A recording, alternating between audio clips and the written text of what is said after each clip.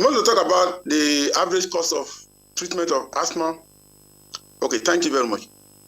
Recently, I'm even carrying out a study on the cost of treatments and how the cost of the drugs are affecting the control of bronchial asthma.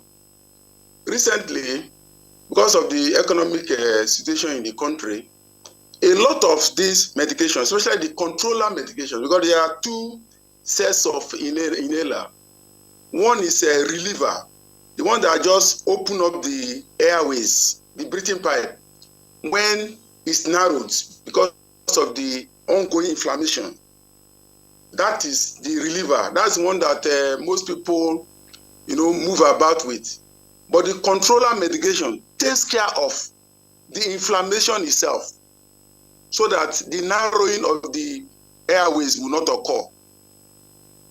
Recently, because of the economic situation, prices of livers skyrocketed, extent that most patients could not even afford the treatment. So we have some of these big pharma companies that, because of the economic challenges, had to move out of the country. Unfortunately, we weren't aware as an association much earlier. So let me give you an average cost. An average cost of a reliever inhaler would have gone for like maybe 4,000-5,000, which should last that patient for roughly like 3 to 4 weeks. That price had doubled up. The same medication will come, if you're able to get it around, maybe in the range of between 50,000-60,000. It went up, it dropped a little and so on. So you can see there is a geometric increase in terms of the cost of this medication. Unfortunately, inhaled medications are not medications that a lot of these pharma companies put in their money into. So there are a few options for us really to work with, even as a nation. And these are the few options that we had challenges. A number of them had to do a lot of relocation for logistic issues and so on. So when you put together on an average, if you ask me, someone will have to spend up to like between 30 to 50,000. If we go by the way the market forces right now, to get some form of controller medication or the other. Of course, if you're able to work out that mathematics, and if you put vis-a-vis the average income of an individual who has to manage this, it's quite really significant and substantial. There seems to be another group that is even working on this right now. NTS have been looking at it closely to look at what will be the impact of some of these pharma companies on management of asthma, like Dr. Jumbo have talked about really. There's a direct relationship. When the medications are not accessible and affordable, asthma control also will be inadequate. That's just the truth. So we must, while we work on the education part, because we can give all of the education, but we still need to push those policymakers and so on to help us out by making sure that these drugs are available and they are drugs that we can really access.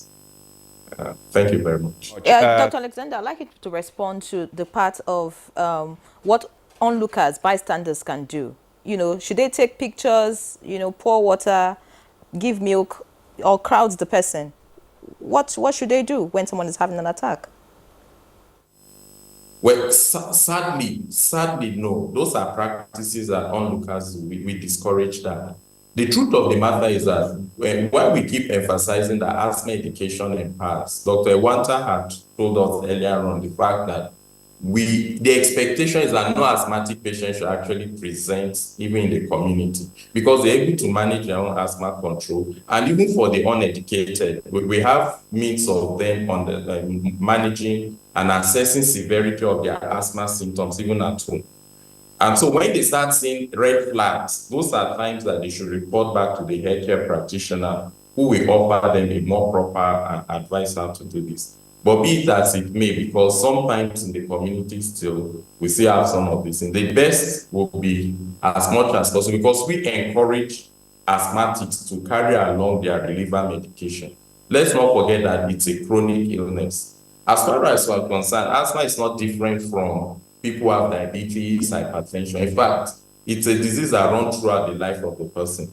And this is the message we're trying to say, because people underestimate this condition. They underestimate the severity of their symptoms. And so most times you find out that the death that occurs as a result of this or costly assumption that they make as a result of their ailment. So we still want to push further that truly in the community, there is no place for administration of or pouring of cold water, milk, and it won't solve any problem at all. What this patient need at the time they're having an attack is to use their reliever medication, and which we always encourage as part of their own asthma education that please move around with this reliever medication. You may be stable, but once in a while, you may have a breakthrough attack. And these are times that you can quickly use your reliever medication and report back to the hospital. So I want to encourage the general public, please, we're begging you. There's no place for all of these practices. Just get the person to the closest health facility if he is not carrying his or her own reliever medication with him.